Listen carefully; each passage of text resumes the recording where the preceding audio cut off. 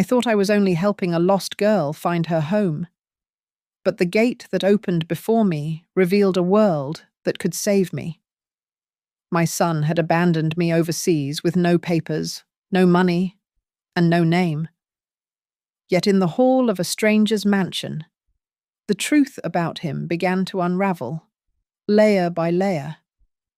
And that night, when the doorbell rang for the third time, I knew the betrayer had just signed his own warrant.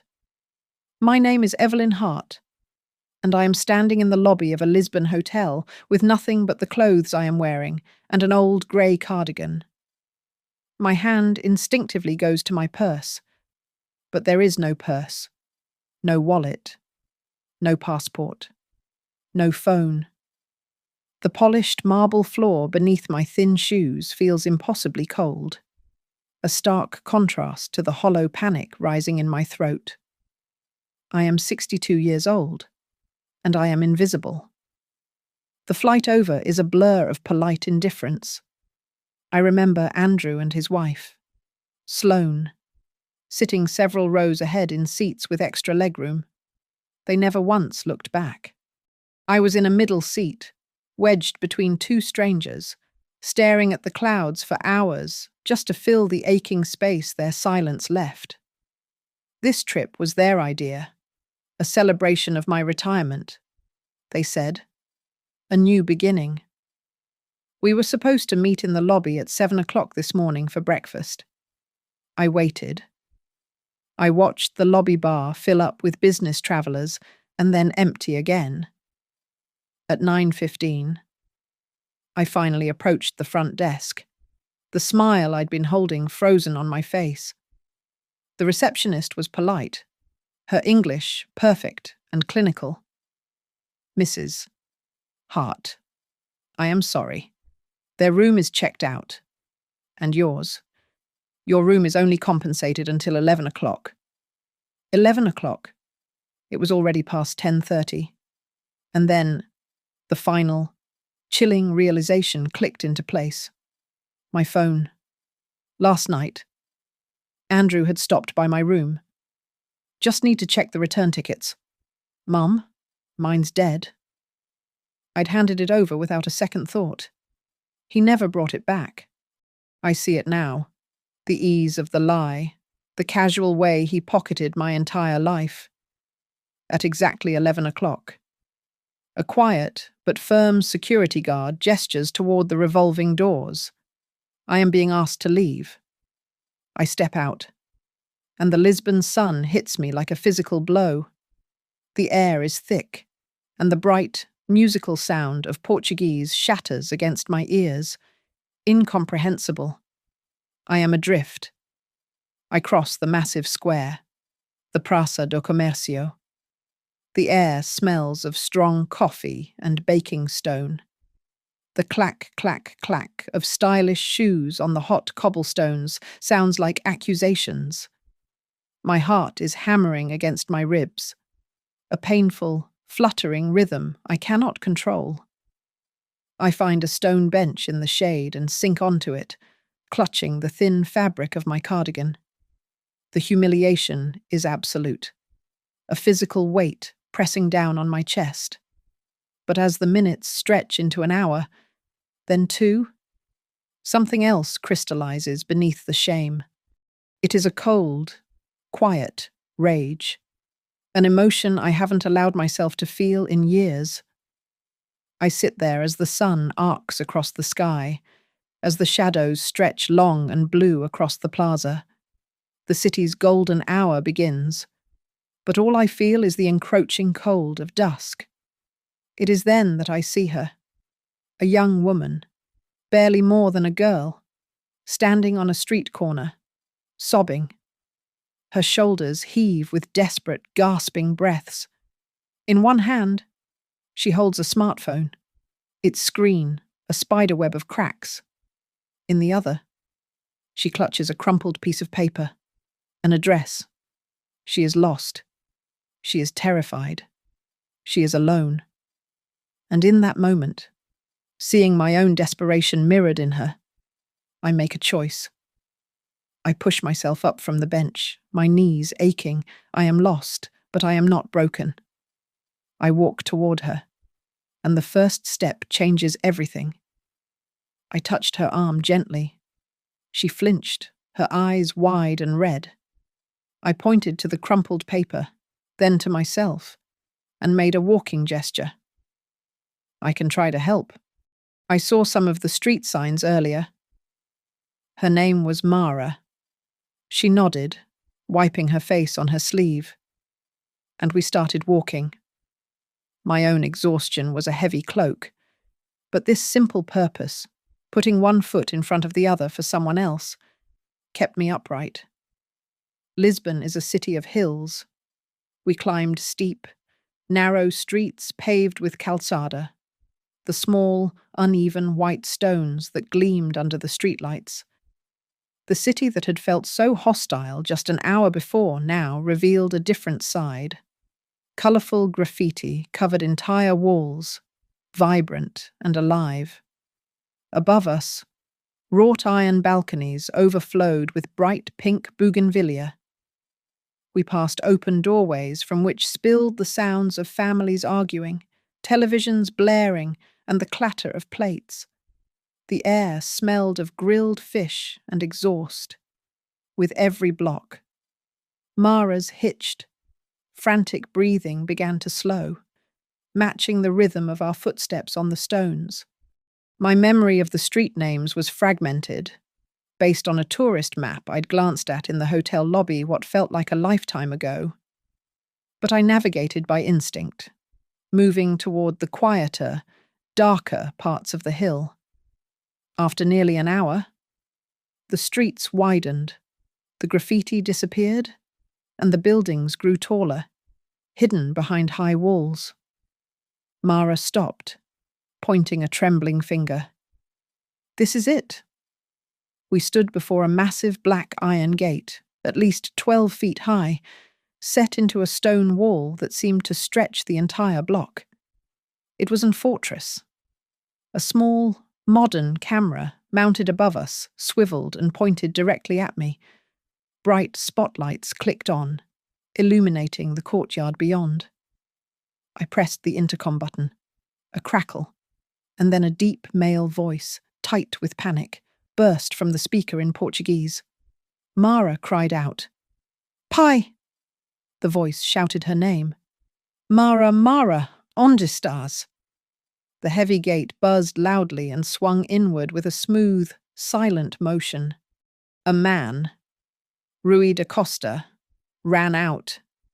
He was in his 50s, wearing an expensive-looking sweater and dark trousers, his face etched with terror that melted into pure relief. He didn't just hug Mara, he enveloped her, pulling her against him so tightly it looked like he was trying to absorb her back into himself. His eyes squeezed shut.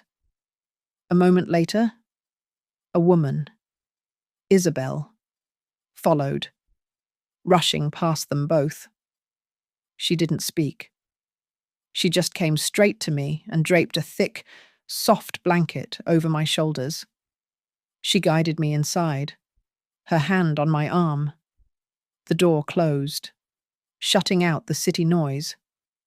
We were standing in a grand foyer, the floor a polished expanse of black and white marble. It was warm, and the air was filled with the rich, savoury smell of chicken soup and freshly buttered bread. After the sharp, cold emptiness of the day, the sudden sensory overload, the warmth, the scent, the sheer scale of the place made my knees buckle. I was a ghost in a grey cardigan, haunting this opulent, safe space. I was mute, stunned by a kindness I hadn't realised I was starving for. Rui finally released Mara and turned to me, his eyes assessing, still shadowed with the night's panic. He pulled out his phone, typed quickly, and showed me the screen of a translation app. It read, "What is your name?"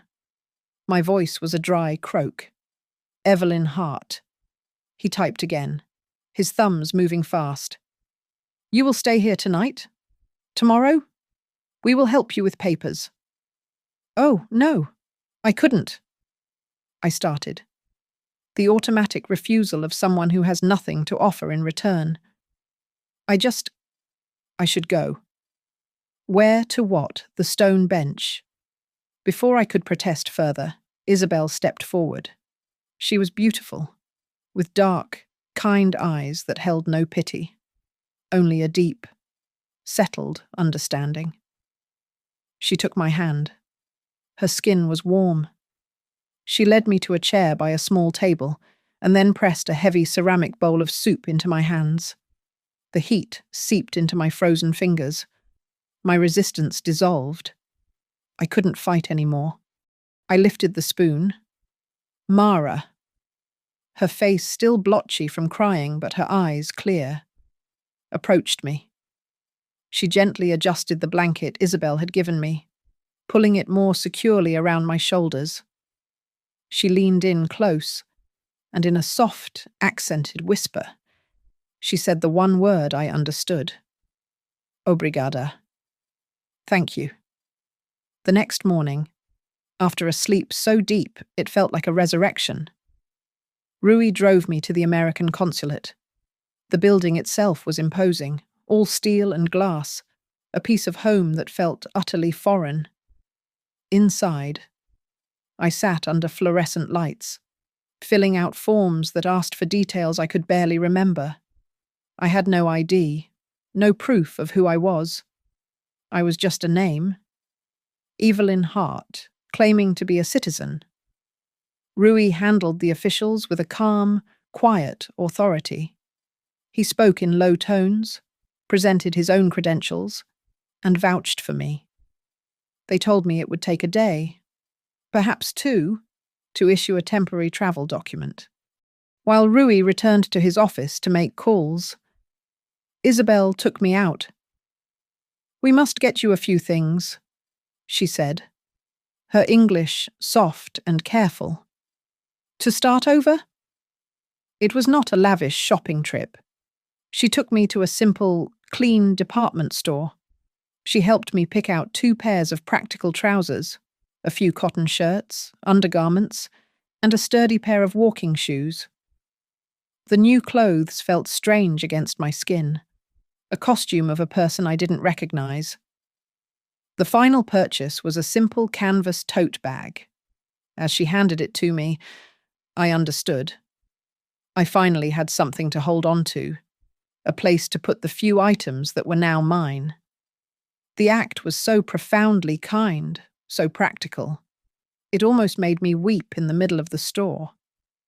That afternoon, Rui asked me to join him in his study. It was a beautiful room, lined with dark wood shelves and filled with the scent of old books and leather. The chaos of my life felt disrespectful in such an orderly place.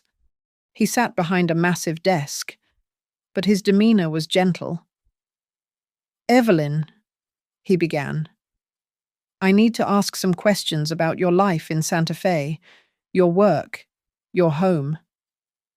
I told him about my job at Northwind Mutual, the small firm where I'd worked for 35 years as a claims appraiser. I described my small condo at the Mesa Vista Apartments. "And your son, Andrew?" he said, his voice neutral. "Tell me about your arrangements with him.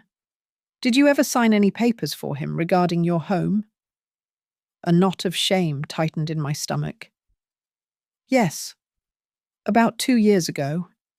He and Sloane, they wanted to start a small business, an investment. He said they just needed a little help with collateral." "Collateral?" Rui asked. "My apartment.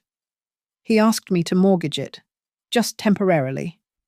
He swore he would have it all paid back and the lien removed in 6 months. It was a promise. I trusted him. He was my son. I signed where he told me to sign." "Do you remember the name of his company?" I had to think hard, digging back into a memory I had intentionally buried. It was something strange. Whitman Ridge. Yes. Whitman Ridge, LLC. It was written on the top of the papers in a fancy script. Rui nodded slowly, his eyes fixed on me. He didn't say anything for a long moment. Then he picked up his phone and began typing. He made a call. Speaking rapid. Fluent Portuguese. His voice low and firm. He motioned for me to wait, to sit. I sat in that leather chair for over an hour, watching the afternoon sun move across the expensive rug, feeling the weight of my foolishness settle on me. Finally, his computer chimed. He spent several minutes reading, his brow furrowing. He swiveled the large monitor to face me. "Evelyn," he said, and his voice was different now, harder. "I had my attorneys in New Mexico run a check on that name. Whitman Ridge, LLC." He pointed to the screen. It was a property deed, a public record. My address at Mesa Vista Apartments, and the owner, Whitman Ridge, LLC. "I don't understand," I whispered. "It was a mortgage, a temporary loan." "No," Rui said, his voice gentle but absolute. "This is a quitclaim deed. It shows a full transfer of ownership. Your apartment was sold to this company 2 years ago." "Sold, but I received no money." "The documents," he continued, scrolling down, "were finalized using a DPOA, a durable power of attorney. Do you remember signing such a thing?" I stared at the screen, my mind blank. A power of attorney, no. I would never. I would remember that. "I only signed the loan papers, the 6-month mortgage." Rui looked at me, his gaze unflinching. "Evelyn, I believe the mortgage papers you thought you signed were, in fact, this power of attorney. I believe your son forged your signature on the deed transfer." He paused, letting the words sink in. "What he has done is called elder financial abuse. It is a serious crime in your country, and in mine." The words hit me. Forged. Crime. Abuse. The floor seemed to drop out from under me. It wasn't just carelessness. It wasn't a business deal gone wrong. It was a deliberate, calculated theft.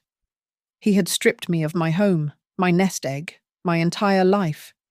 And then, to finish the job, he had flown me across an ocean and discarded me.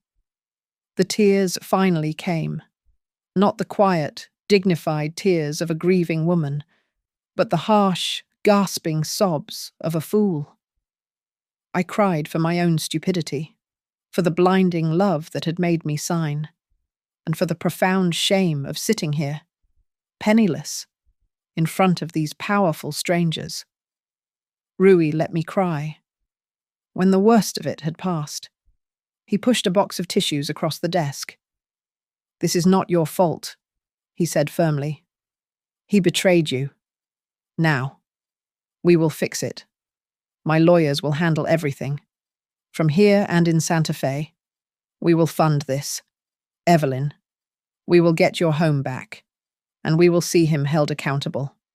I looked up at him. This man I had known for less than 24 hours. "Why?" I managed to ask. "Because," he said, closing the laptop, "my daughter was lost, and you brought her home. Now, it is our turn to bring you home. I wasn't alone anymore." The fight had begun. The information came in fragments, fast and sharp, pieced together by a team of lawyers 3,000 miles away, all coordinated from Rui's study. The speed was dizzying. Rui's American attorney, the one he'd retained in Santa Fe, found the bank account for Whitman Ridge LLC within hours. It was a simple rent collection account, and it was active. Rui turned the monitor toward me again. "Here, Evelyn, the deposits." I leaned in, my new reading glasses, provided by Isabel, perched on my nose. I saw the repeating entry $1,050.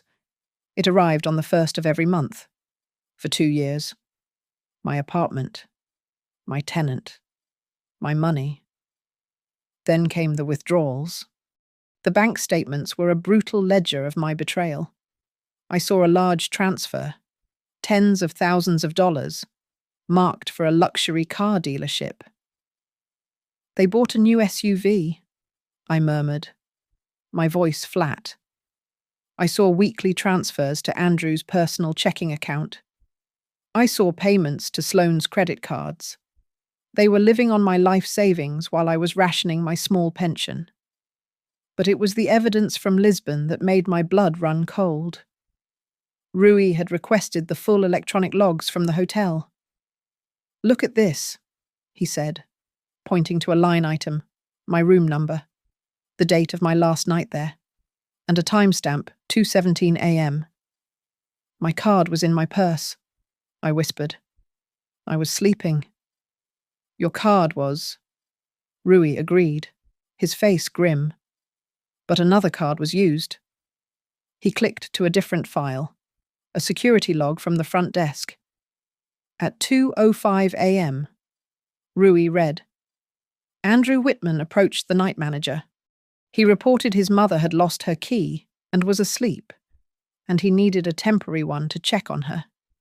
He used his own ID to verify his identity. They gave him a key. He clicked again. A video file? The lobby camera, aimed at the elevators. The timestamp read 2:23 a.m. The elevator doors opened, and Sloane emerged. She was alone. She was carrying her large leather tote bag, the one I had always thought was far too big for daily use. She walked quickly across the lobby and out the front doors. She never looked back. They didn't just abandon me at 7 in the morning. They had robbed me in the middle of the night while I slept just down the hall. They took my purse, my passport, my phone. They had this planned. My team has already served the hotel with a preservation order for all records and video footage, Rui said, his voice a cold, precise instrument. And the airline. We have flagged their names. We will find out exactly when they rebooked their flight home. He made another call, this time to a Portuguese-American journalist he knew in the States. He spoke quietly, laying out the hypothetical. We keep your name entirely out of this. Evelyn, he assured me, hanging up the phone. This is not for the press. Not yet. It is leverage. It is a warning to them that we have it. That night, my last in that beautiful safe house, I couldn't sleep. My temporary passport was tucked safely in the new canvas bag Isabel had given me. I wandered into the vast, silent kitchen and found Mara sitting at the island, staring out the window at the dark garden. She was quiet for a long time. Then she finally spoke. It was my fault. I looked at her, confused. What was, dear? That night, in the square, she whispered. No one attacked me. I wasn't robbed. She looked ashamed.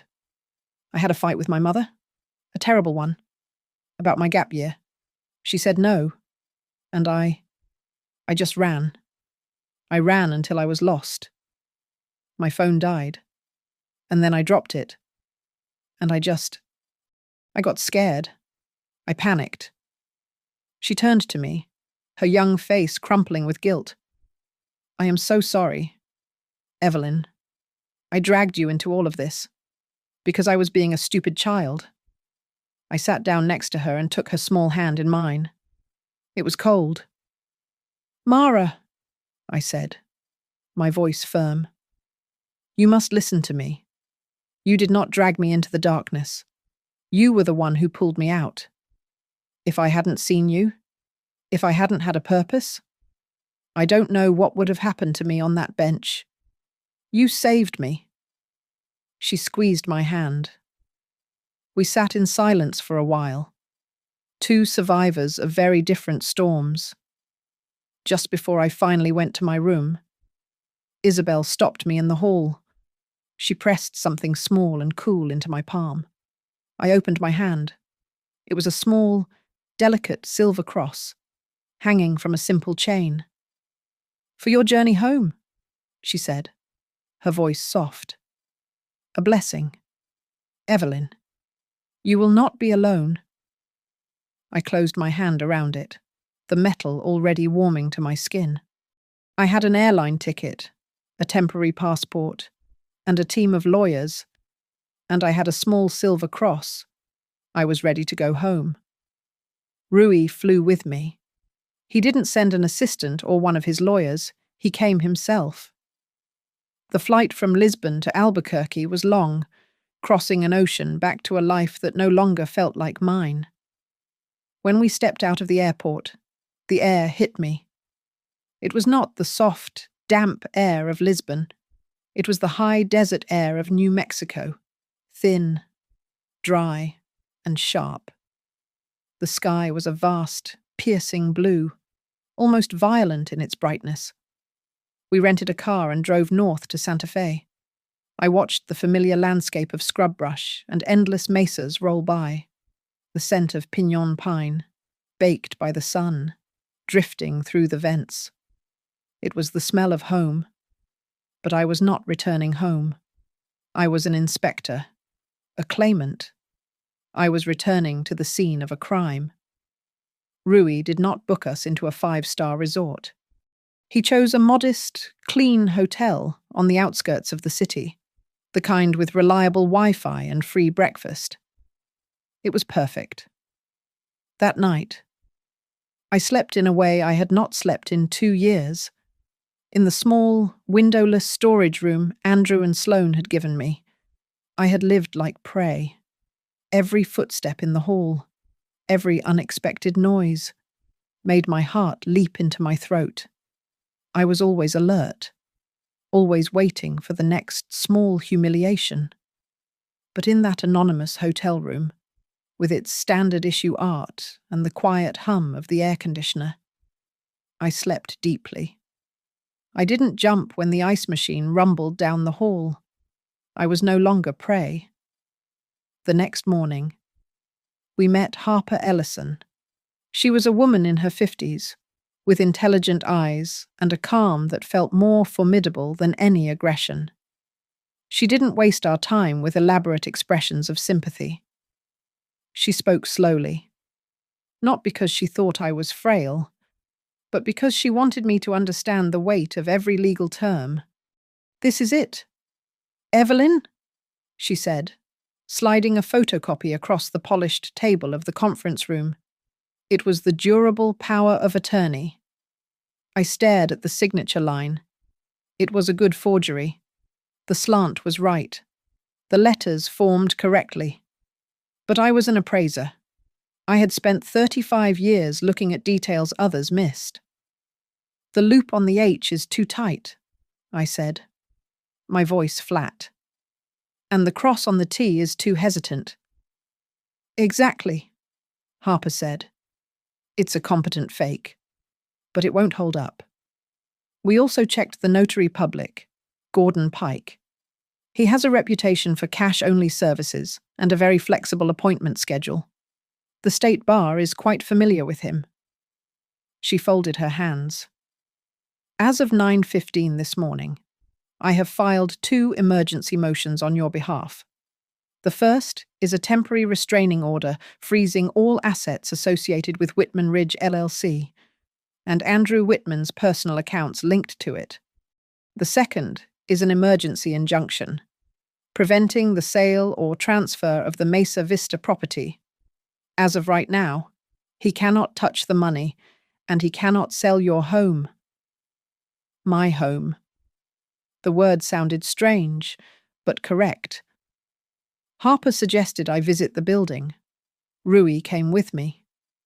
The beige stucco of the Mesa Vista complex looked the same as it always had. In the lobby, Leo Martinez was at the front desk, just as he had been for 20 years. He looked up as the automatic doors opened, and his jaw dropped. Mrs. Hart. My goodness. Evelyn, I thought you'd moved away. Florida, wasn't it? Something like that. Leo, I said. How have you been? Well, I'll be, he said, shaking his head. It's good to see you. Your son? Andrew. He was here. Must be close to 2 years ago now. Said you were staying down south for good. He had me let him in to get the last of your things. Changed the locks for the new tenant. He's very efficient, my Andrew, I said. We went up to my old unit. My hand was trembling slightly as I knocked. A young woman, holding a toddler, opened the door. Yes. Hello, I said, my voice steady. My name is Evelyn Hart. I used to own this apartment. I'm just doing a quick survey for the ownership company. Who do you pay your rent to? Oh, she said, shifting the child on her hip. A company. Whitman Ridge LLC. It's just an automatic bank transfer. I've never met them. Why? Just updating our records. Thank you for your time. We walked back to the elevator. Another piece clicked into place.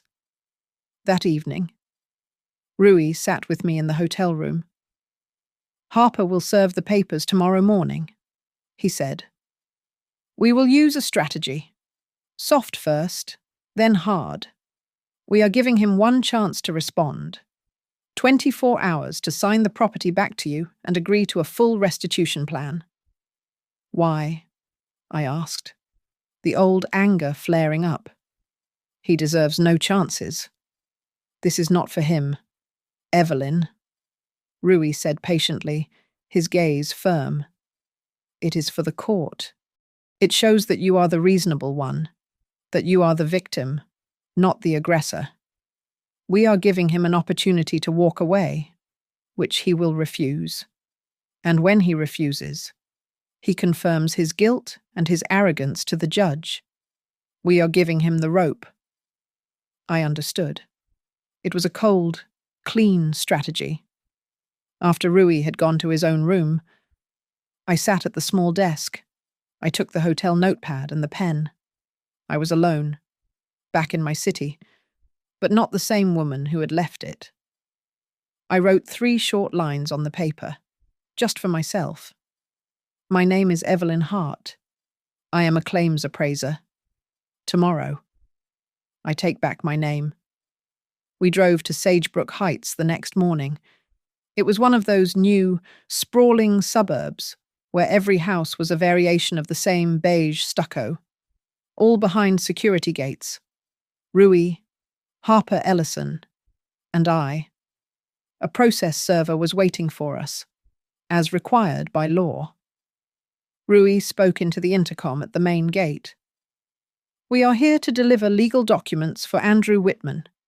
The gate clicked open. We parked on the pristine, curved street in front of his house. The new SUV, a gleaming dark grey, was parked in the driveway. As we walked up the path, the front door opened. Andrew stood there, a coffee mug in his hand, a look of casual annoyance on his face that instantly curdled into pure, slack-jawed shock when he saw me. Mom, behind him. I saw Sloane. She took one step back, her hand instinctively clutching the strap of a new, very expensive-looking designer handbag that was resting on the hall table. Hello, Andrew? I said. My voice was calm, clear. Rui stepped forward, holding a large manila envelope. Mr. Whitman, my name is Rui da Costa. I am here with Mrs. Hart's legal counsel, Harper Ellison. You are being served. The process server stepped up, handed Andrew an identical envelope, and recited the legal statement. Rui placed his own envelope into Andrew's numb hand. This is a courtesy copy. It contains the full complaint being filed against you and Whitman Ridge LLC, an emergency order freezing your assets, and an injunction against the sale of the Mesa Vista property. It also includes an initial summary of our evidence, including the Lisbon hotel security logs, the airline manifests, and your complete bank statements. Andrew looked at the thick packet as if it were a snake. He looked from Rui to me, his face pale. "Mum, this is just a misunderstanding. I had some bad advice, some financial advisors." "Andrew," I said, and my voice cut through his. I took one small step back, creating a physical boundary. "From this moment on, you will speak only through our lawyers, and we will speak only through ours." His eyes widened, not in remorse, but in anger. He wasn't used to this, Evelyn. "What is going on out here?" Sloane said, her voice sharp and high. She had moved to Andrew's side, across the street. A neighbour's curtain twitched. "Sloane," I said, "that is a lovely bag." Her face tightened. "After all we did for you," she hissed, "letting you live with us. You're going to repay our favour by doing this, we gave you a place to sleep." "Ah, yes," Rui said, his voice polite and ice-cold. "The storage room. We have photographs of that room. We also have the dimensions. It does not meet the legal code for a bedroom in the state of New Mexico. I believe the term constructive eviction will feature prominently in our filings." Sloane's mouth snapped shut. Andrew's face flushed a dark, blotchy red. He looked trapped. You can't just..." "The meeting is over," Harper said, her voice all business. She turned, and we began to walk away. The process server was already back in his car. We reached the sidewalk. I could feel his rage burning into my back. "You owe me," he shouted, his voice cracking with a desperate, childish fury. "After everything you owe me..." I stopped. I turned around and faced my son, who stood on the pristine walkway of the house I had paid for. "My name is Evelyn Hart," I said, my voice carrying clearly in the quiet morning air. "I owe a thief nothing." We got in the car and drove away. As soon as we were clear, Harper was on her phone, sending an email. "It's done," she said, presumably to her office. "Send the follow-up, a copy of the complaint to the district attorney's office, advising we are available to meet regarding criminal charges, and an email to Andrew's new, very expensive lawyer, whom I'm sure he is hiring this very second. The offer stands. 24 hours to sign a full confession of judgment and deed of transfer." That night, the text message came to Harper's phone, which she had forwarded to Rui and me. It was from Andrew's personal number, not a lawyer. It read, "We need to handle this internally. Just the family. This is crazy. Let's just talk." Harper, sitting with us in the hotel lobby, typed a one-sentence reply. She showed it to me before she hit send. "The court is the internal venue for justice. Mr. Whitman. See you there." That night, for the first time in my adult life, I went to bed without a single knot of anxiety in my stomach. I did not dream of dark hallways or the sound of footsteps. I just slept. The preliminary hearing was not a full trial, but a review of the evidence. The courtroom was small, the air stale. Andrew and Sloane sat at the defendant's table, looking smaller and paler under the harsh fluorescent lights. They had a lawyer who looked expensive and exhausted. Rui sat beside me, solid as a rock. The assistant district attorney, a young, sharp woman, read the state's charges in a clear, monotone forgery, larceny, conspiracy to commit fraud, and financial elder abuse. With each count, I felt Andrew flinch. Harper Ellison was the first to present. She was methodical, a master of the understated fact. "Your Honor," she said, "the evidence paints a clear and deliberate picture." She laid it out. The forged power of attorney, the New Mexico property records showing the illegal transfer, the bank statements from Whitman Ridge LLC showing deposits of $1,050 a month, and withdrawals for an SUV and personal luxuries. Then she moved to Lisbon. "We have the electronic key log from the hotel," she said, and a copy was projected onto the screen. Showing Ms. Hart's room was accessed at 2:17 in the morning by a key issued to Andrew Whitman. She played the video. "This is the lobby camera, time-stamped 2:23 a.m. The woman you see leaving the elevator, carrying a large tote bag, is the defendant, Sloane Whitman." Andrew's lawyer objected, calling it circumstantial. The judge overruled him. "But, Your Honor," Harper continued, "this was not an impulse. This was a plan." This was surprise number one. Through a subpoena of the defendant's electronic records, we recovered this. An email appeared on the screen. It was from a secondary account belonging to Sloane. The subject line was chillingly simple: Lisbon Plan. Harper read it aloud. It was a step-by-step guide. Day 1, arrival, normal tourism. Day 2, casual dinner, mention return tickets, get her phone. Night 2, secure purse and passport after she is asleep. Day 3, breakfast at 7 a.m., no show. Fly home on the 1 p.m. flight, claim lost contact. Sloane had even itemized the costs, including the price of the Uber she would take to the airport. The courtroom was utterly silent.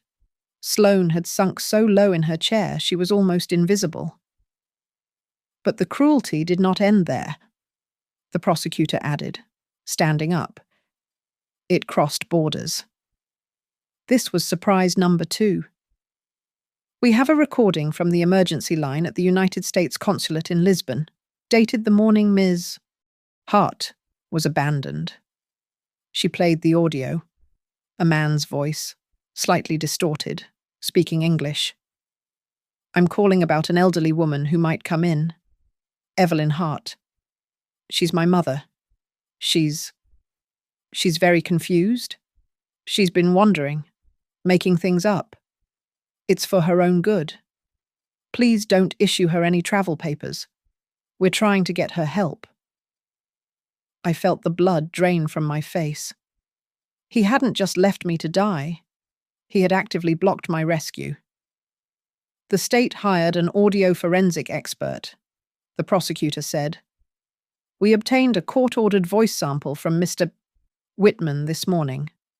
The expert has confirmed, with 99% certainty, that the voice on that call belongs to the defendant, Andrew Whitman." Andrew's lawyer put his head in his hands. Andrew stood up abruptly. "I want to speak," his lawyer hissed. "Andrew, sit down." "No." He looked at the judge, his face a mask of false sincerity. "She doesn't understand. I was trying to protect her from herself. I thought it was in her best interest." The room was holding its breath. I felt Rui's hand on my arm, a silent question, offering support. I didn't need it. I stood up. I didn't have to shout. "Your Honor?" I said, my voice clear and cold. The only interest he was protecting was his. The only thing he ever wanted was my silence. I sat down. The judge looked from me to Andrew. His expression was granite. "I find more than sufficient cause to bind this case over for a full trial on all counts." Bail is set at $250,000, cash or bond. Surrender your passports. You are to have no contact, direct or indirect, with the victim. Evelyn Hart. The gavel came down. It was done. We were going to trial. The days between the hearing and the trial became a slow, methodical excavation of the why. Harper, armed with new subpoenas, finally cracked open Andrew's finances. The motive, when it came, was as pathetic as it was predictable. Andrew was drowning. He had taken a second mortgage on his own house and poured the money, along with tens of thousands from my retirement funds, into cryptocurrency. He hadn't just invested, he had gambled on margin accounts, and he had lost everything. The bank records were a separate, deeper betrayal. Harper showed me the transfer slips. It wasn't just the rent from my apartment. He had accessed my retirement fund, the one I had so carefully built over 35 years. He had transferred a huge sum to a brokerage margin account, leveraging my security against a digital fantasy. Sloane's lifestyle wasn't just a preference. It was an addiction he was feeding with my future. Then came Gordon Pike, the notary, faced with state charges that would not only cost him his license, but also land him in jail. He chose to cooperate in exchange for immunity. He gave a sworn deposition. He stated clearly that Andrew Whitman had come to his office with a sample of his mother's signature on a piece of paper and a cash envelope containing $500. He had been told she was unwell and couldn't travel, and he had notarized the power of attorney without ever seeing me. While Harper gathered the weapons, I began my own preparation. On Rui's quiet insistence, I started seeing a counselor at a local senior center. Not for the trauma, not really, but for the testimony. She was a kind woman named Maria, who taught me how to separate the fact from the feeling. When you speak in court, Evelyn, she advised, her voice gentle, you are not the victim. You are the primary witness. State what happened as if you are reading from an appraisal report. The windowless room, the 2:17 a.m. key log, the lack of food. These are facts. Let the facts do the emotional work for you. And every evening, without fail, my hotel phone would ring. It would be Rui and Isabel, their faces appearing on the small tablet Rui had bought me. Evelyn, Isabel would say, her voice a warm reminder. Did you eat a good dinner? You must drink water. The air there is very dry. They didn't talk about the case. They talked about the weather in Lisbon, about what Mara was cooking. They were a quiet, constant anchor, reminding me that I was a person, not just a lawsuit. One night, an email came through from Mara. It was a short video file. I opened it. It was a selfie, filmed in the dark. Mara's face, tear-streaked and frightened, was in the foreground. I'm lost, she whispered to her phone. I'm so scared. I'm at this huge gate. I don't know what to do. And then, my voice, off camera. Hello, are you all right, dear? The camera swung, capturing me, a grey ghost in a cardigan, stepping into the light of the gate. Harper checked the timestamp of the video file. It was 2:25 a.m., Lisbon time. It was the exact moment Sloane Whitman was walking out of the hotel lobby. Andrew, presumably, was in my room, securing my purse. The final piece, surprise number 3, came from my own life. I had forgotten, in all the chaos, about the small AirTag I kept tucked in a hidden pocket of my wallet. Harper, in reviewing my bank statements, saw a recent charge for a battery replacement. She asked me about it. We checked the app. The signal was dead, of course. But the last ping, the last place it had registered before the battery was removed or destroyed, was logged.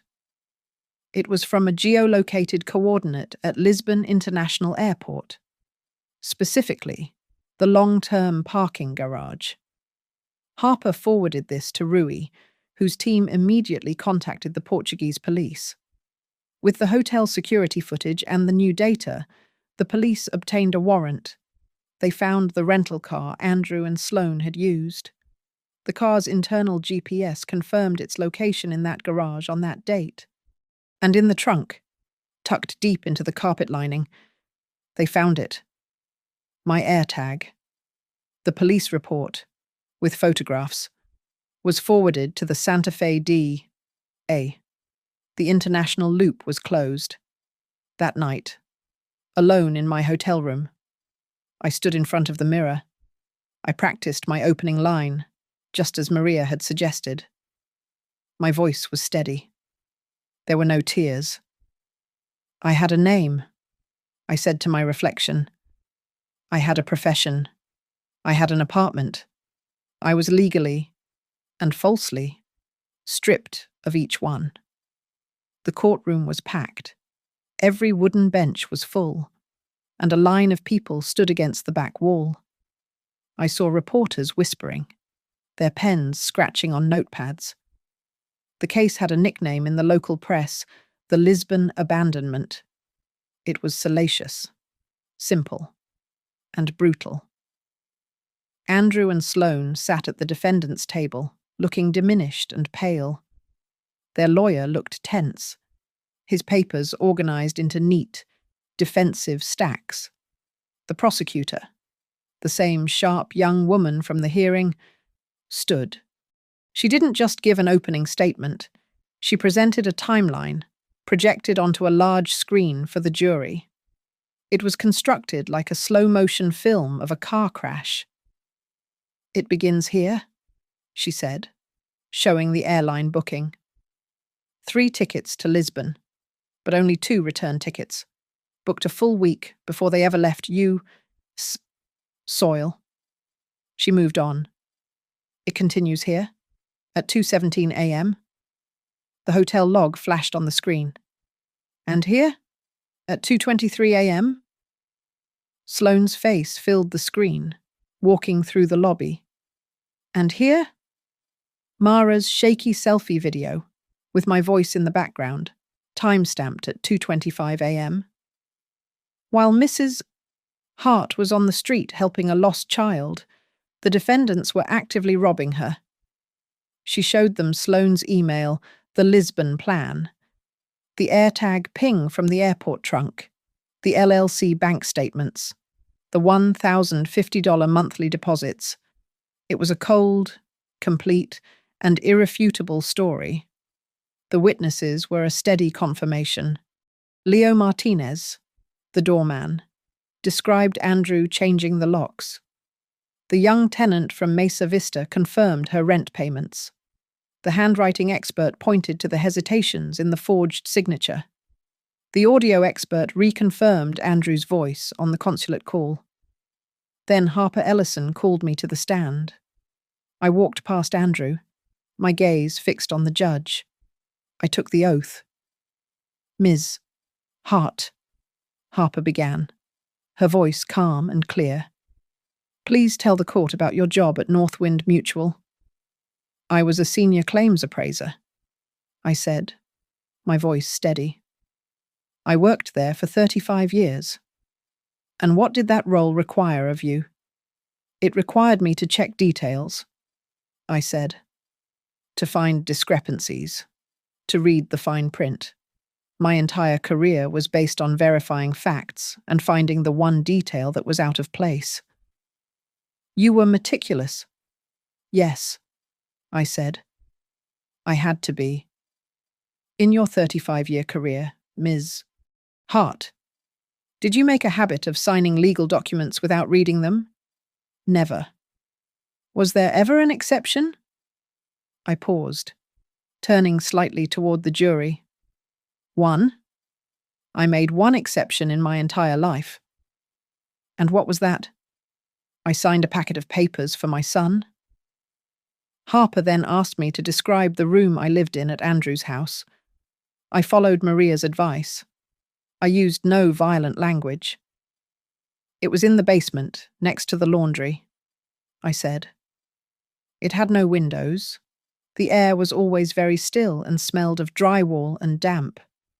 I could hear the furnace click on and off all night. The only light was a single bare bulb in the ceiling. I let the facts speak for themselves. The prosecutor's cross-examination of Andrew was the turning point. Andrew stuck to his script, his face a mask of practiced regret. I made bad investments. I was trying to protect her assets. Protect her? The prosecutor asked. Is that why you called the U.S. consulate? To protect her?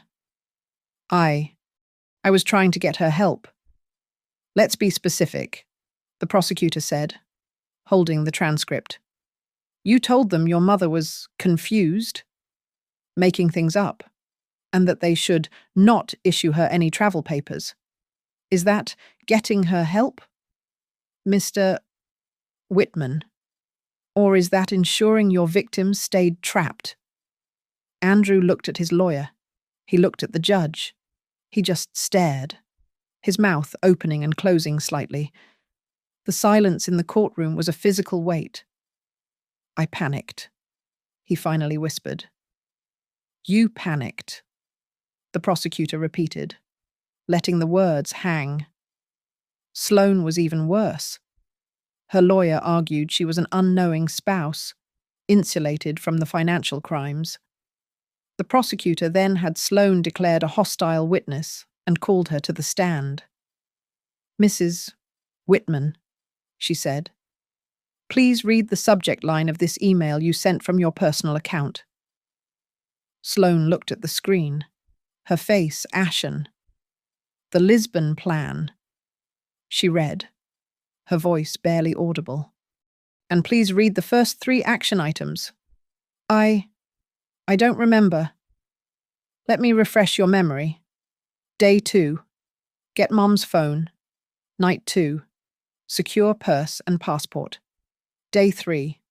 No-show breakfast. Sloane just stared at the page, her pale, manicured hands gripping the rail of the witness box. She had convicted herself. The judge called a recess. It was not a countdown to a verdict. It was a countdown to a sentencing. He issued an immediate interim judgment, reinforcing the asset freeze and placing all disputed property in a constructive trust, effective immediately. He announced he would deliver his final ruling and sentencing in 2 days. We were dismissed. In the chaotic, noisy hallway, as his lawyer tried to pull him toward the exit. Andrew stopped. He shook off his lawyer's hand and looked directly at me through the crowd. Mom. It was just that one word. It wasn't angry. It wasn't manipulative. It sounded small. I looked at him, at the man he had become, at the son I had lost long before Lisbon. I held his gaze for a single second. Then, I turned my back on him. Rui stepped up beside me. He didn't touch me. He just stood at my shoulder, a solid, silent wall, as we waited for the elevator. On the day of the sentencing, the courtroom was silent. Andrew and Sloane were already seated. They looked exhausted, their expensive clothes hanging on them like costumes. The judge entered, and we all rose. He sat and looked down at his desk for a long moment before speaking. He did not look at Andrew. I have reviewed the evidence, the depositions, and the testimony of this case, the judge said, his voice filling the room. The court identifies 4 distinct categories of criminal action. He listed them: the fraudulent procurement of the power of attorney, the illegal transfer of property and systematic theft of funds, the calculated cross-border abandonment, and the conspiracy to obstruct justice, exemplified by the call to the U.S. consulate. He looked directly at Andrew. This was not a moment of panic, as the defense has argued. This was a calculated, systematic plan to defraud and endanger a family member. You exploited the deepest trust a parent can place in a child. You did not just steal money, Mr. Whitman. You stole your mother's identity, her security, and her name, and left her stranded in a foreign country to silence her. Therefore, the judge continued, this court sentences you, Andrew Whitman, to a term of 7 years in the state penitentiary. You will be eligible for parole after 5. A choked, strangling sound came from the defense table. The court further orders a full financial judgment against both Andrew Whitman and Sloan Whitman for complete restitution of all funds stolen, plus damages and all legal fees incurred by the plaintiff. Sloan's head snapped up. Her lawyer immediately began to whisper, Your Honor, my client.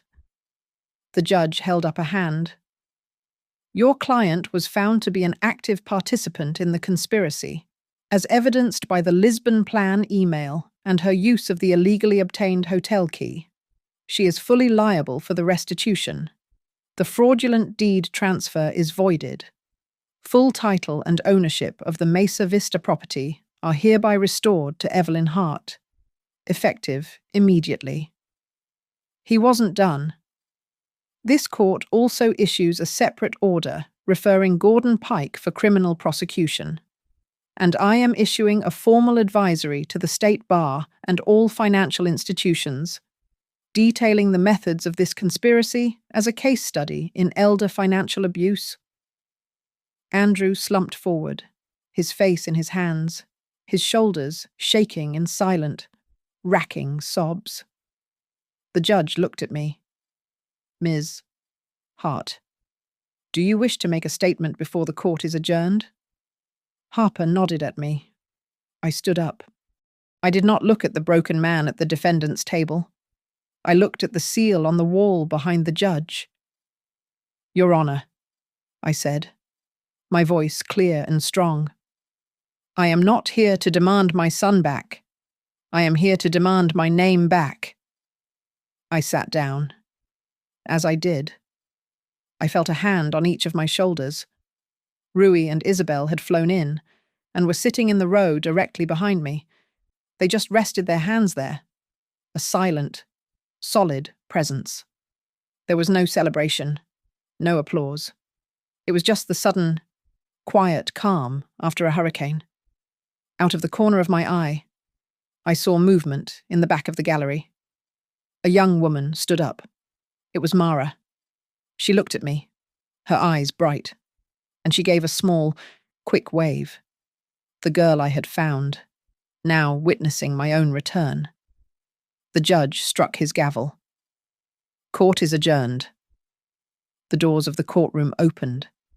As we walked out into the hallway, the heavy oak door swung shut behind us. I heard the loud, definitive click of the latch mechanism engaging. The knot was undone. The case was closed. I stepped into the bright light of the corridor, and my hand went to my throat, to the small, silver cross Isabel had given me. It felt warm against my skin. Thank you so much for listening to my story. I'd love to know where in the world you're tuning in from, so please drop a comment below and let's share our thoughts. If you enjoyed this, please subscribe to Grandma's Family Diary and give this video a like. And if you really want to support the channel, please hit that hype button so this story can be heard by even more people.